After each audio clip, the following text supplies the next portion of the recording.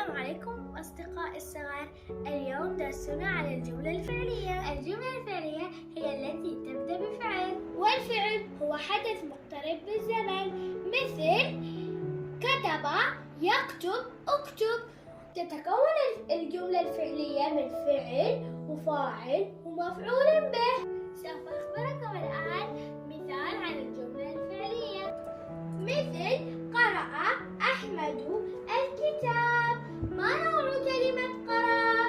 إنه فعل ماضي، وإذا أردت أن تعرف الفاعل اسأل من الذي قرأ؟ هو أحمد، فاعل مرفوع بالضمة. وإذا أردت أن تعرف مفعول به اسأل ماذا قرأ أحمد؟